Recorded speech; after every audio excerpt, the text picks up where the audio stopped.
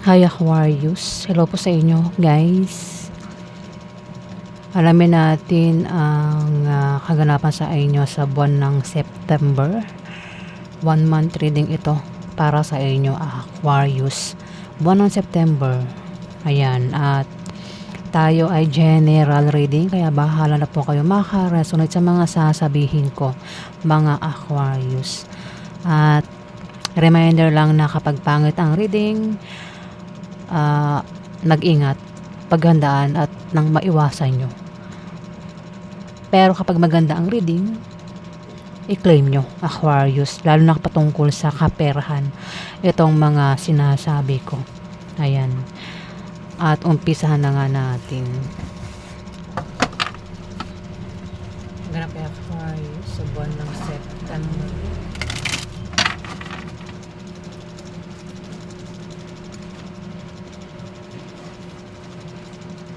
Kaya Aquarius sa buwan ng September.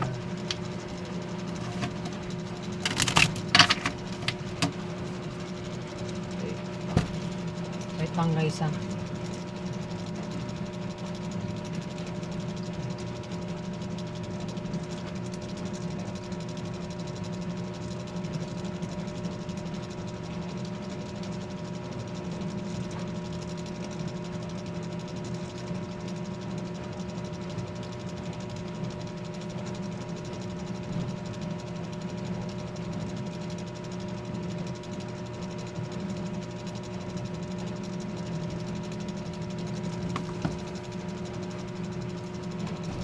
Okay, ganap kay Aquarius sa buwan ng September. 1 month reading.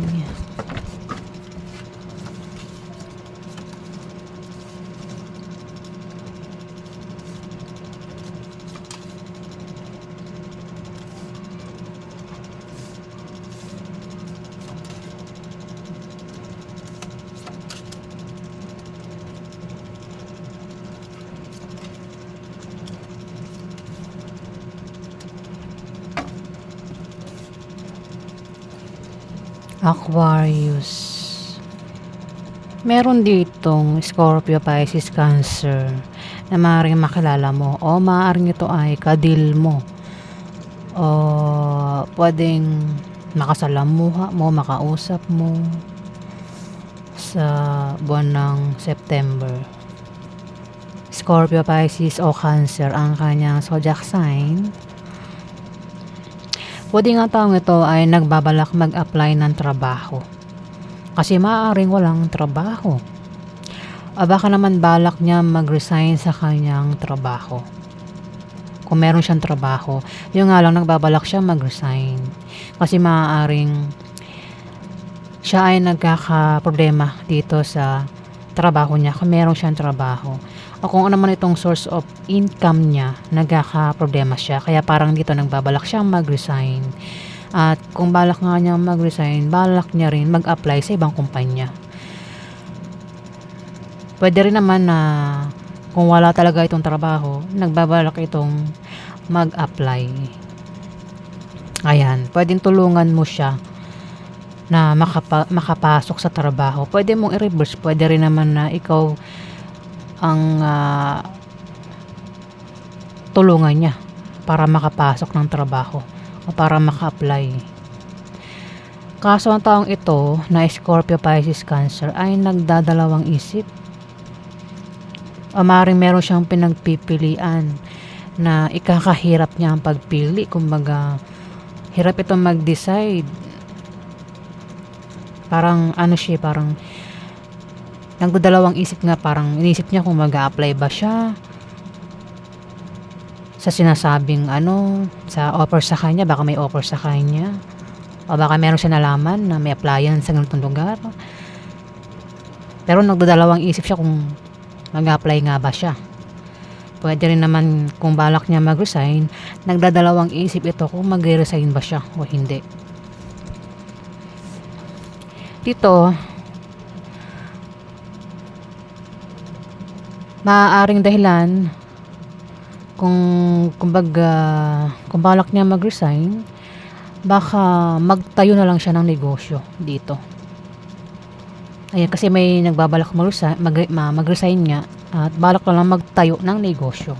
Kasi may nagbabalak magtayo ng negosyo dito, Aquarius. Pwedeng ikaw, hindi man ikaw, maaaring siya, Scorpio, Pisces o Cancer. Ayan, kung sino man itong nagbabalak magtayo ng negosyo, lalago naman daw. Ayan, pwede rin na may magpapayo dito na patungkol lang sa negosyo. Ayan, may mga blessing na paparating sa buwan ng September. Pwede makatanggap ng pera, pagkain, o namang klaseng blessing yan.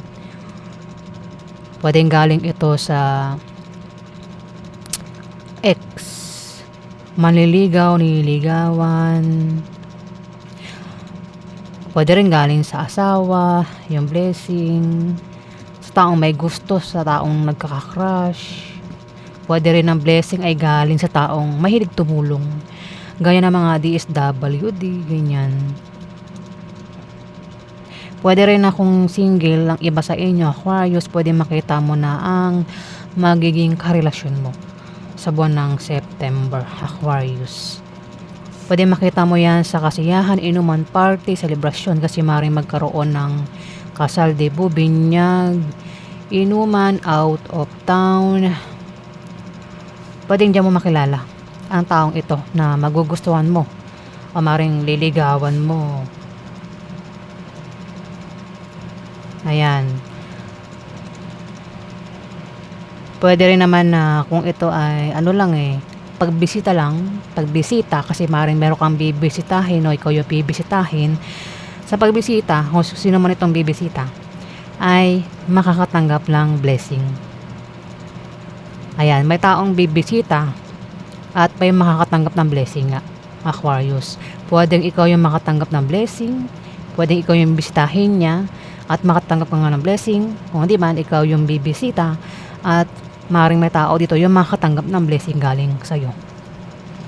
Ayan o, pwedeng ang iba sa inyo ay problemado sa bahay nyo, pamilya, gastusin, bilihin. Kumbaga, problemado kayo sa pera. Kaya dito may blessing na paparating, pwedeng may tulong na mangyayari dito. Pwedeng bigyan ng trabaho. Ayan, Aquarius. O magtayo ng business. Kung wala pang business, alamin pa natin, Aquarius. Meron kang makakadeal na Scorpio, Pisces o Cancer.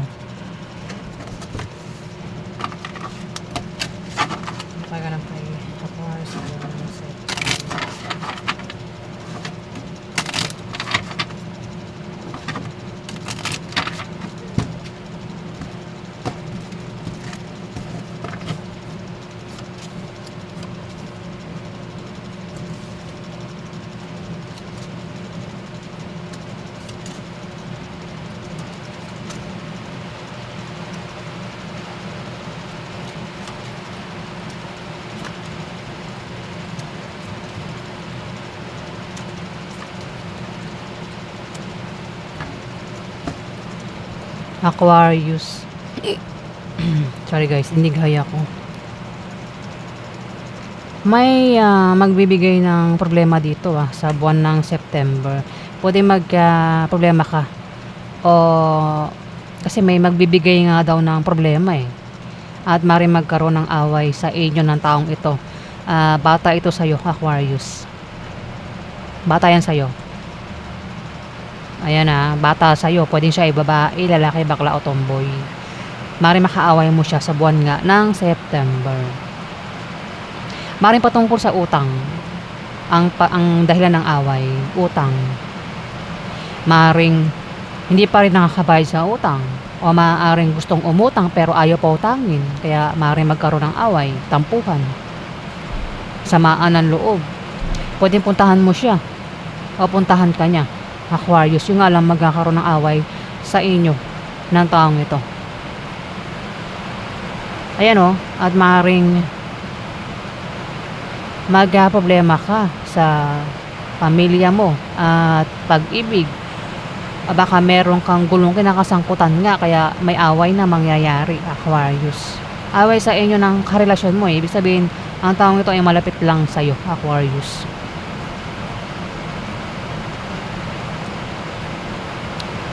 Meron ka raw humihinang negosyo na biglang lalago sa buwan ng September, Aquarius. Pwede rin ang iba sa inyo ay makatanggap ng pamana. Kung kayo daw ay sasali sa mga online games, mga palaro, raffle games, maaari daw po kayo manalo sa buwan ng September, Aquarius. Kung may trabaho, ang iba sa inyo ay maaaring ma-promote, makatanggap ng bonus, lumaki ang sahod, Aquarius. Ayan. May magloloko dito, magloloko. Pero mahuhuli, itong magloloko. Pabubuking sa kanyang kalokohan. Kasi pwedeng may manloko dito, magsinungaling, manlinlang.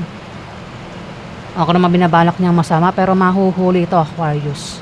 Nabubuking. Kung ikaw yan, nag-ingat ka. Pwedeng maghanap ng third party. Yung alam, mahuhuli nga at maring mabuking. Ayan. At kapag nabuking, pwedeng magkaroon nga ng away sa inyo, ng karelasyon mo, at pwedeng mauwi sa hiwalayan. Ano mang klaseng kalokohan yan? Pwedeng magsinungaling nga. Manloko, di ba? Asawa, may asawa rito, pwedeng may asawa ka, Aquarius. Kung wala ka namang asawa, pwedeng asawa ito ng karelasyon mo.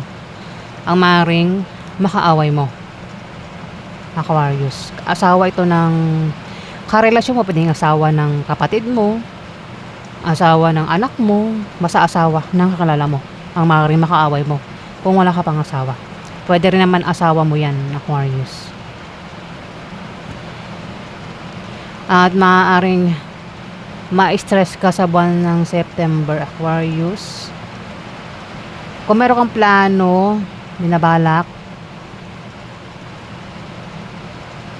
kung maganda naman tong plano mo, tuloy mo lang. Pero kung pangit itong plano mo, balak mo, kagustuhan mo, huwag mo na ituloy, Aquarius.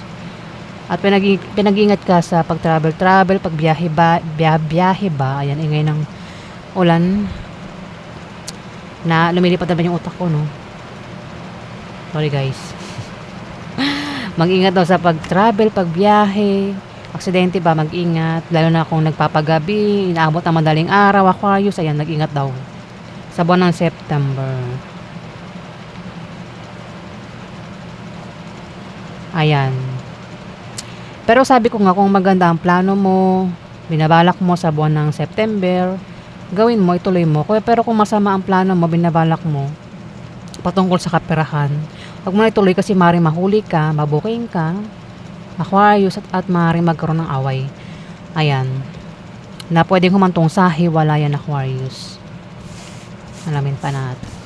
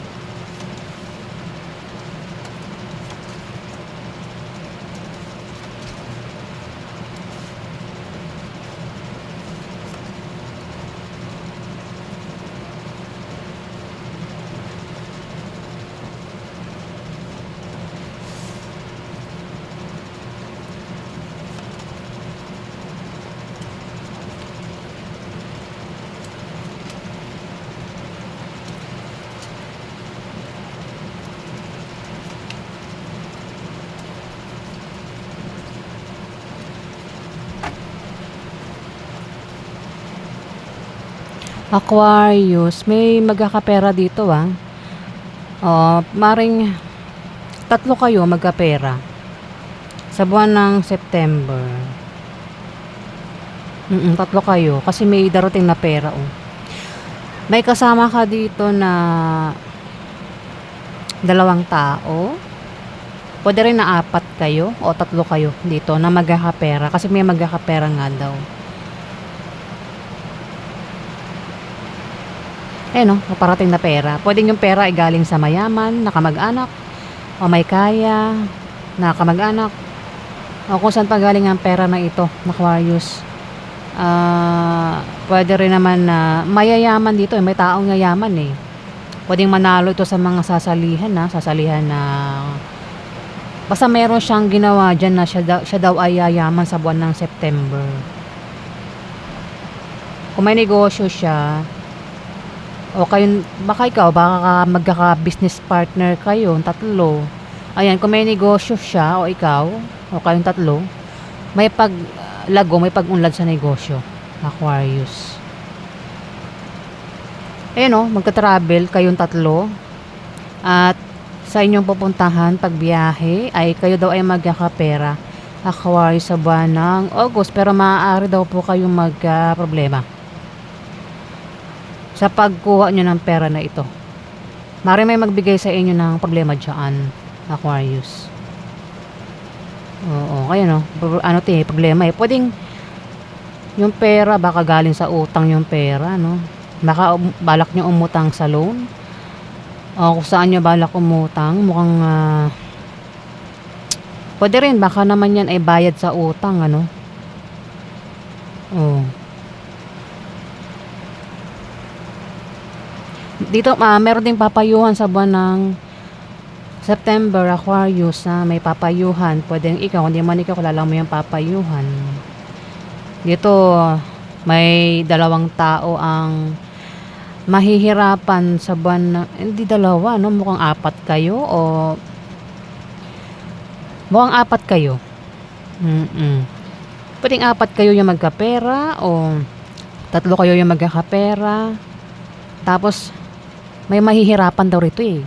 Pwedeng apat kayo mahirapan, o tatlo kayo, may isang tao rito mahirapan. Basta may mahihirapan daw rito eh, Aquarius eh. Tas dito maring magka-problema ka, Aquarius, sa pera na ito. Sa pera na yan na makukuha mo daw. Pwede magka-problema ka daw dyan.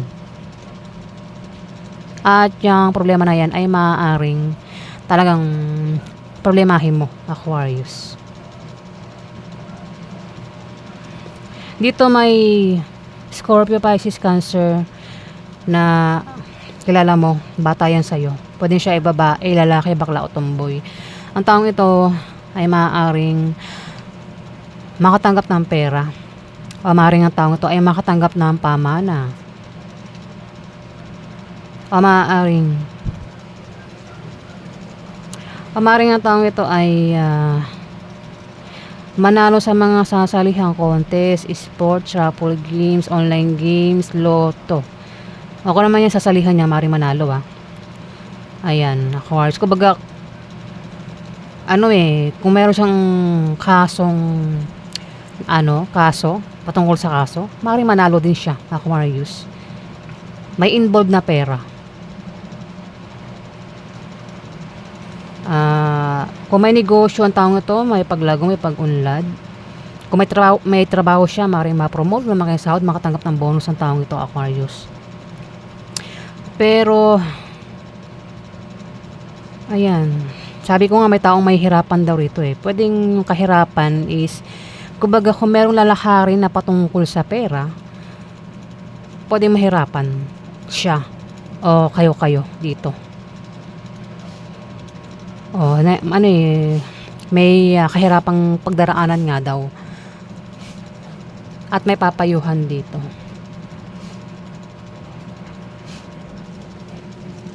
Ayan ang ganap sa inyo, Aquarius, sa buwan ng September. Maraming salamat po, guys. Salamat po.